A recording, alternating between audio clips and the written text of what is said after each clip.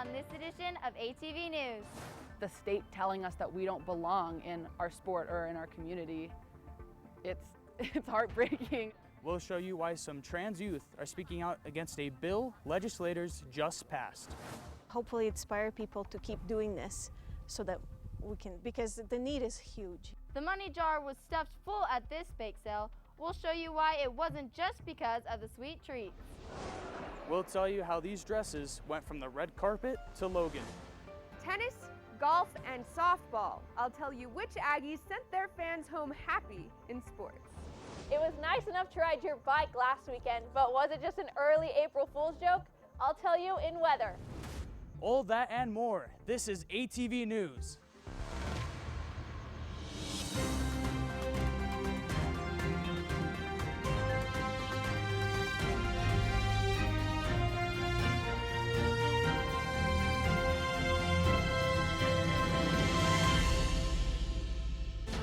We're looking for a solution when there is no problem. We need to have compassion for our girls and young women. We hear a lot, Mr. Speaker, about the Utah way. Is targeting a small, vulnerable group of children a good example of the Utah way? Utah House and Senate voted to pass House Bill 11 banning transgender girls from competing in girls' sports. Welcome to this edition of ATV News. I'm Jake Ellis. And I'm JC Caldwell. LGBTQ community members are speaking out against the bill.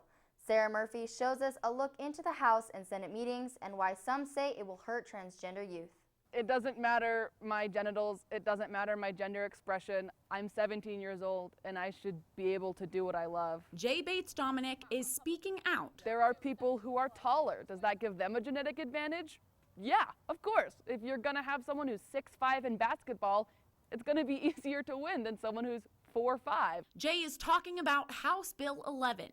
The bill imposes limits on participation in female sports by prohibiting a student of the male sex from competing against another school on a team designated for female students.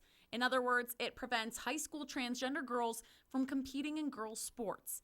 It just passed, but Governor Cox vetoed it. House Bill 11, Student Eligibility in Interscholastic Activities by Representative Brookland. Utah representatives met Friday to vote whether or not to override Governor Cox's veto. In a letter to the House and Senate, Governor Cox said the bill is bad for women and it's bad for the LGBTQ community, as it turns allies and reasonable people into opponents. Proponents disagree. When we say that this isn't a problem in our state, what we send to those girls is sit down, be quiet, and make nice.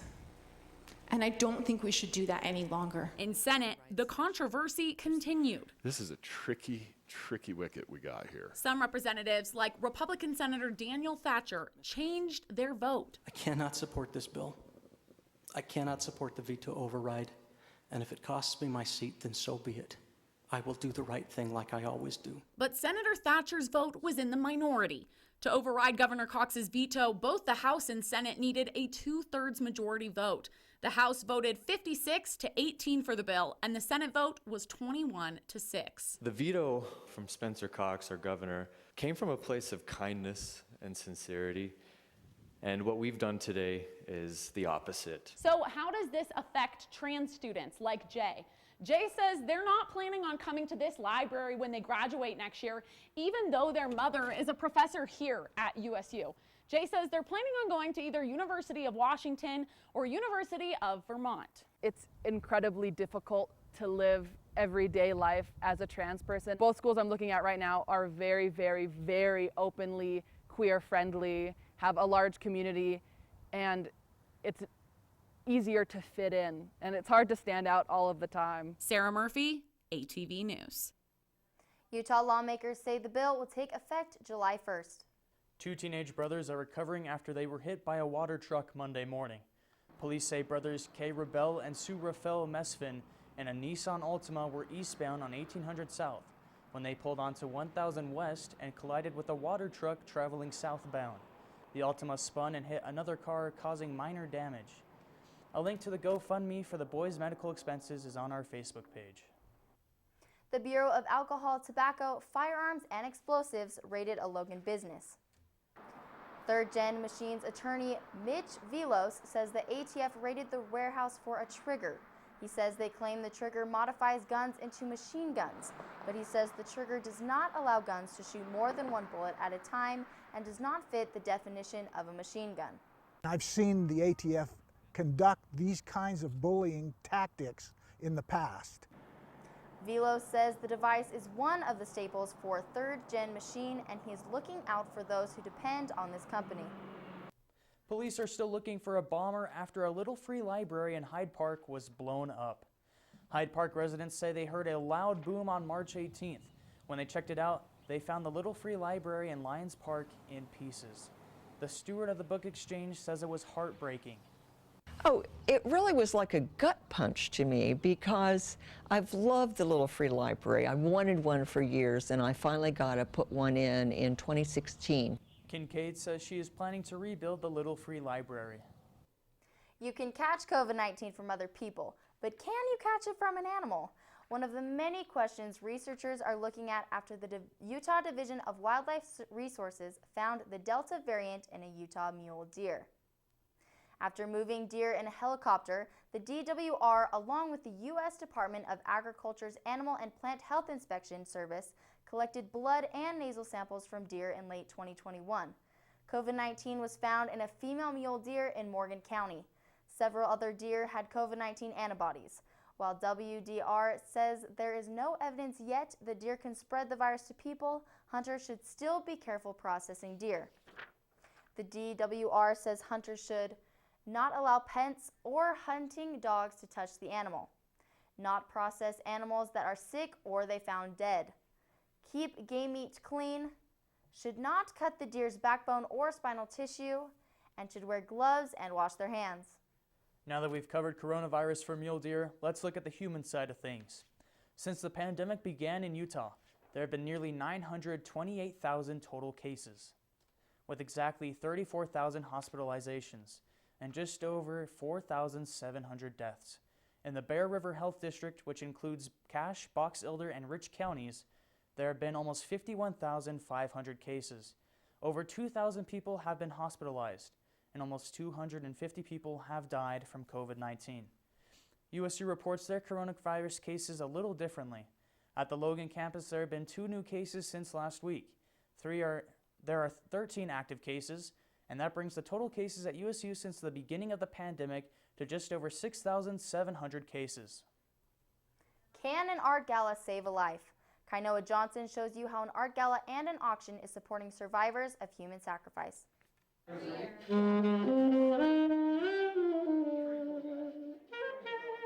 Music filled the evening air as people gathered at the Utah Theater on Center Street.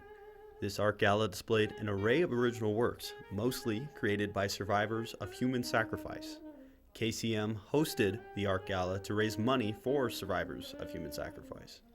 There is a practice called child sacrifice, where people will sacrifice children. They will cut off limbs, drink blood in pursuits of fortune and good health.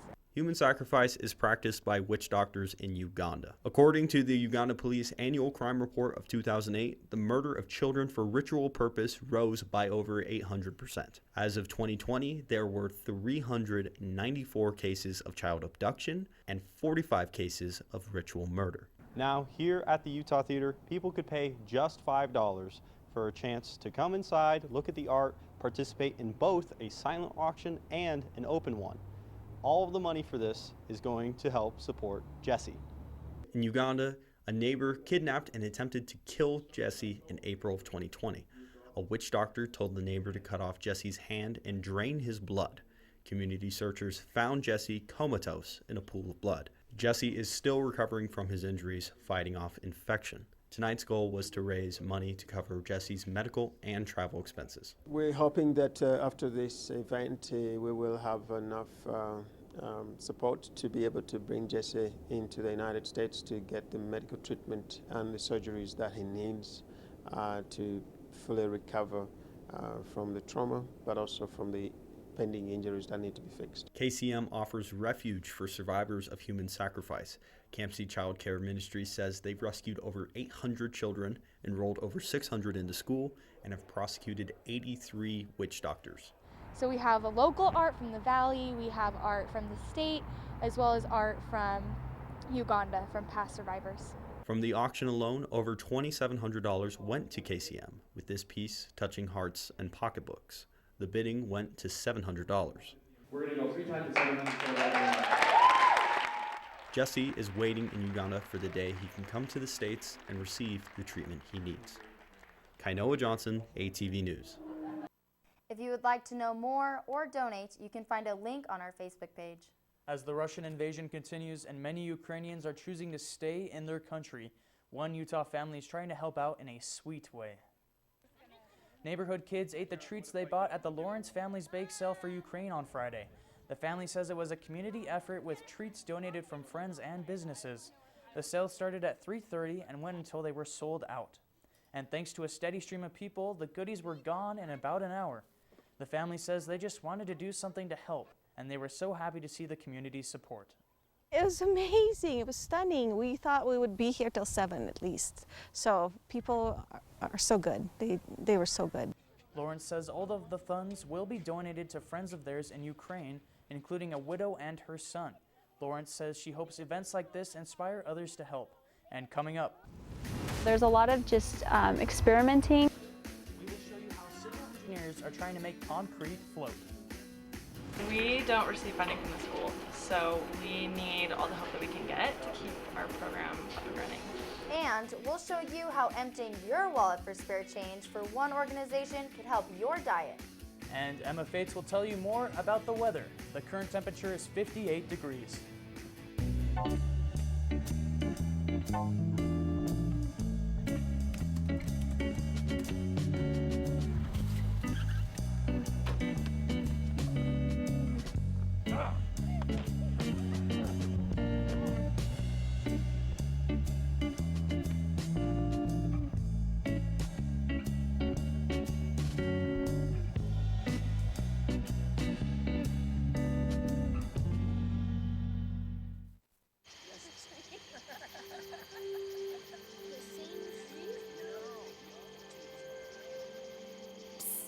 They're coming. Places, everybody. Light check. 1, 2, 1, 2. Everything looks good on our end.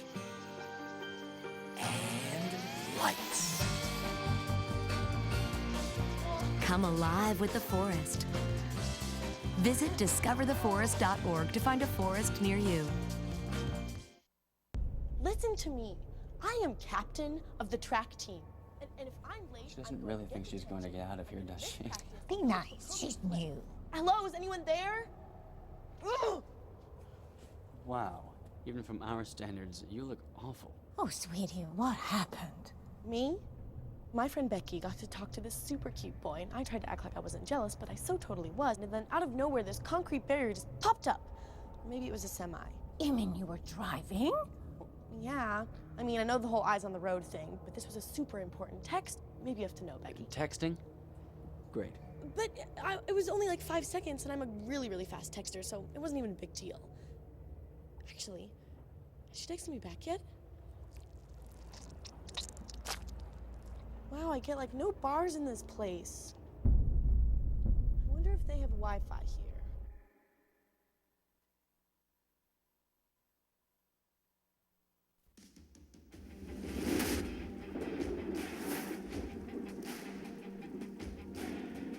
Welcome to ATV Weather. Here I am. I'm Emma Fates.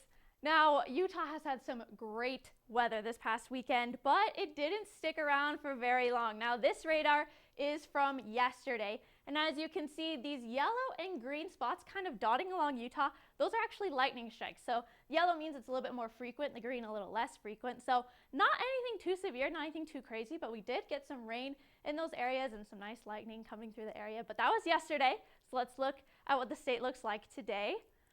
So the state is pretty clear today. As you can see, kind of in the corner here, you can see that those storms kind of moving along to our neighborly states. But here in Utah, it looks really nice, really clear. So get outside and enjoy that weather while you can.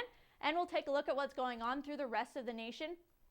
As I said, you can see a little bit more clear now these storms that were in Utah, but now they're moving more towards the rest of the state. And then the big thing is this huge storm system moving along the United States. In those areas, we have tornadoes that have been confirmed by the National Weather Service. We also have hurricane force wind warnings of up to 75 miles per hour. So really some extreme weather going on in those areas, but that's the rest of the nation. Let's take it back to Utah and look at our 7-day forecast.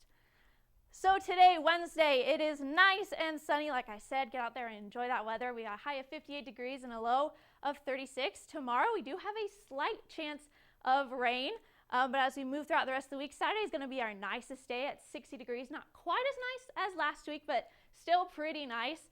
And then as we move, the rest of the week gets a little bit more like springtime. That weather over the weekend might have been a little bit of an April Fool's joke. We have a little bit of a chance of precipitation, some mixed rain and snow, just a chance. Temperatures holding pretty steady there in the mid 50s and mid 30s for our lows. And that's kind of what to look out for the rest of the week. You're all caught up on your weather. Back to you guys at the desk. Thanks, Emma. The university recently announced the creation of the new College of Veterinary Medicine. Funded by the Utah legislature, this will be the first college of its kind in Utah. USU's current vet program is part of the Washington, Idaho, Montana, Utah regional program, where students will spend the first 2 years studying in Logan and then move to Pullman to finish their other 2 years at Washington State University. With the creation of USU's College of Veterinary Medicine, students will be able to spend all 4 years in Logan.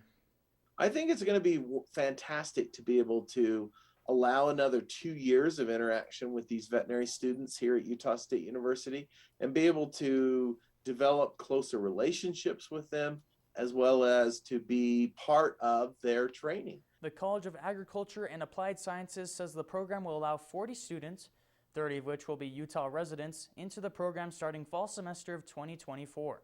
In 2025, the college hopes to have a new building for veterinary medicine and plans on increasing the number of admitted students to 80 per year. We showed you a few weeks ago that the engineers can make cardboard float. The next challenge they have is making concrete float. Kayla Peterson joins us live from the Technology Building. Thanks, Jake. I'm here at the USU Technology Building with this canoe that was made back in 2016 that's been used as a reference for this canoe that's been made in 2022 by USU civil engineers that they made out of concrete they mixed themselves. Civil engineers mix water, dirt, and oil together to make their own concrete. You make a canoe out of concrete, which sounds impossible, and we race it. Engineers say they like to do the impossible, and building a boat out of concrete can be that. We do all the engineering for it so that the concrete will be able to float, which is super important if you want a boat. This is regular concrete. This is the concrete made by the USU Concrete Canoe team. If you were to make a sidewalk square like the ones I'm standing on, each square out of this concrete would weigh about 1,000 pounds, and this one would weigh about 400 to 500. So you can see the difference between the two concretes. They designed a certain concrete mix, and with that mix we've tested it, and then now we've made a canoe out of it. Students vacuum and blow out the dust to keep the concrete healthy.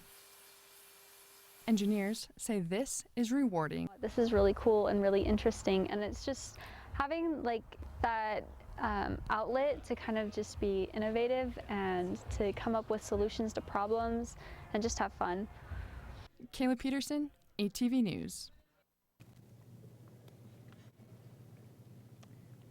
Watering helps the concrete cure.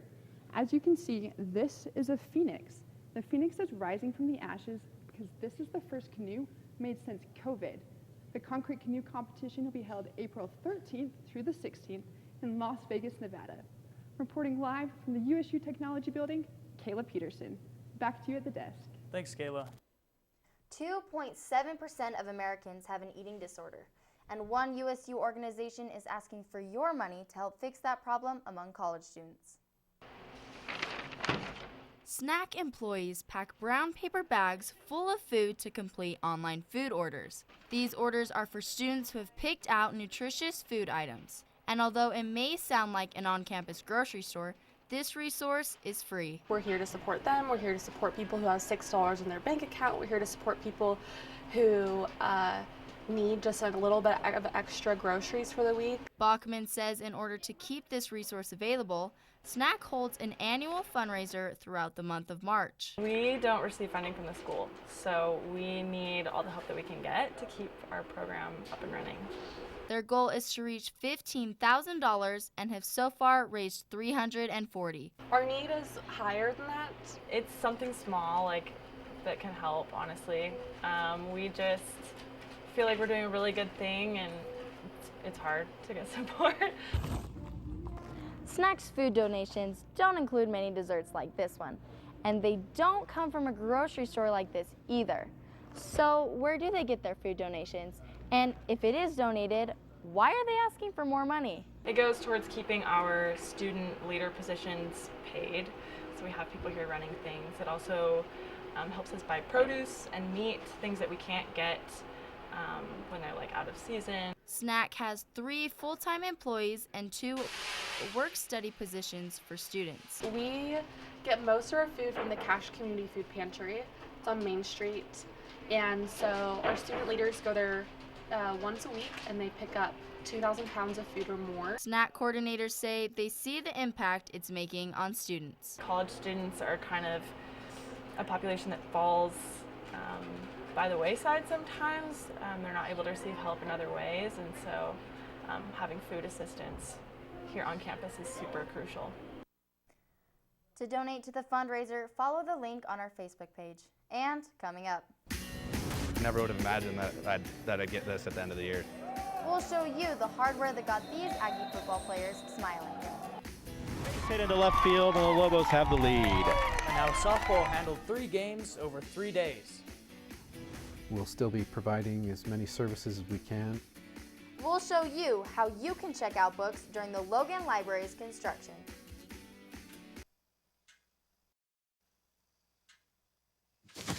Awkward. I'm the awkward silence.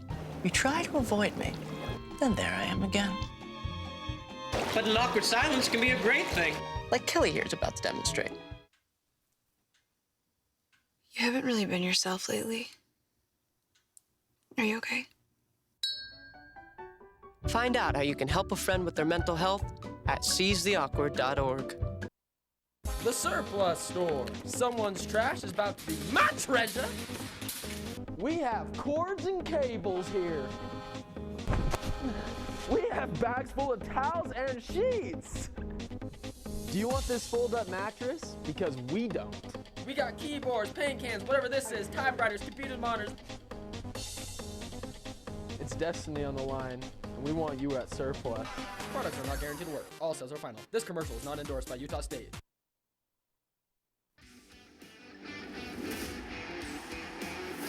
Yeah, it's a beautiful ring, and yeah, I mean the memories and the sentimental value of it is incredible. The Utah State football players were given these rings for winning the 2021 Mountain West Championship. I'm Yvonne Bass. Welcome to ATV Sports. 2021 was the first season Aggies have won a Mountain West League title in football before last year with their new college football royalty kicker. Connor Coles says he would bet on his team this upcoming season. He says they recently started training again and they've been working hard as ever. Right now I just think about the next practice. I don't think about the rings. The students say practicing hard now will lead to success later. That's graduate student Felipe Acosta, who played doubles this weekend in Provo. Utah State lost its only match of the week at BYU 4-3. The Aggies hope for better luck this weekend as they open Mountain West play with home matches against UNLV Friday and Nevada Sunday. Utah State women's tennis team huddles after losing to San Diego 4-0 and UNLV 4-0. Utah State Golf recorded its best finish of the season as the Aggies tied for third at the UC San Diego Invitational. That's Javier Vasquez, who led the Aggies with 11 birdies. The team continues its 2022 spring season next week at the Wyoming Cowboy Classic, which for some reason is in Chandler, Arizona. And that's graduate student Karen Christensen, who will be joining Utah State men's and women's outdoor track and field teams this weekend to continue their outdoor season at the Stanford Invitational and the West Coast Relays at Fresno State. Utah State softball had a 3-game conference series at New Mexico over the weekend. The Aggies were first to bat during the first game.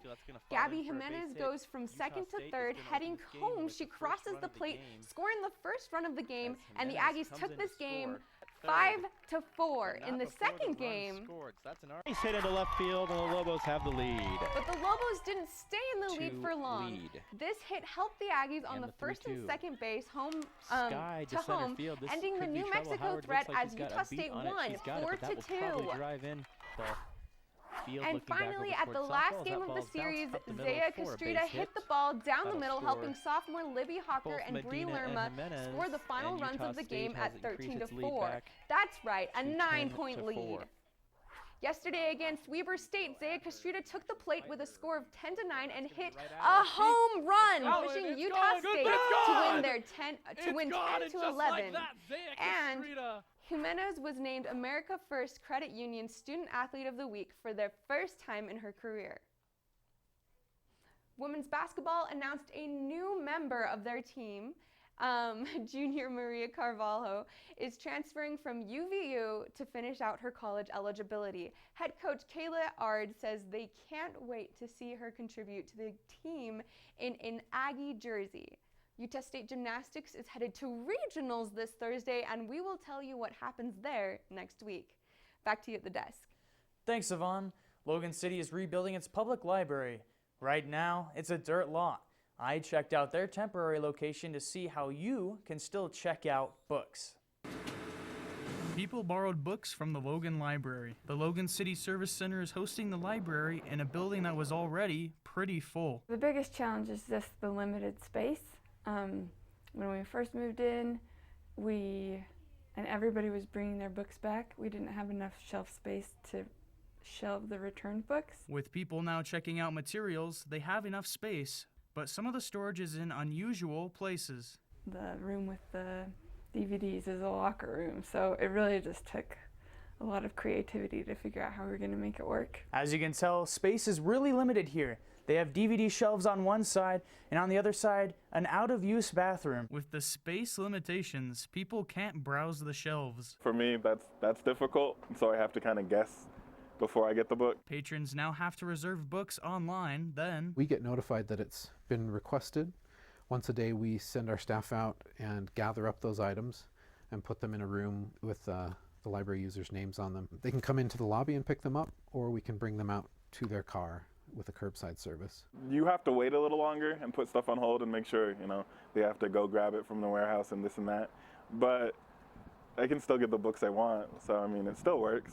We've appreciated their patience. We know it's not the same. Even though things are more difficult, people say it will be worth waiting for the new library. There's going to be a long wait because, 2 years is a minute. The city plans to break ground on the new building in a few weeks. A piece of the red carpet found its way to Logan. Bibhu Mohapatra is an award-winning fashion designer who visited USU. This wasn't his first time in Logan, though. But I could still see the buildings where I had my first classes and where I got my first job, the old name, the quad. Mohapatra graduated from USU in 1998 with a master's in merchandising. He later earned a degree in fashion design at the New York Fashion Institute of Technology. He is now known for his fine jewelry and dress designs. President Noelle Cockett even added her own modeling moment while introducing the event in one of his designs.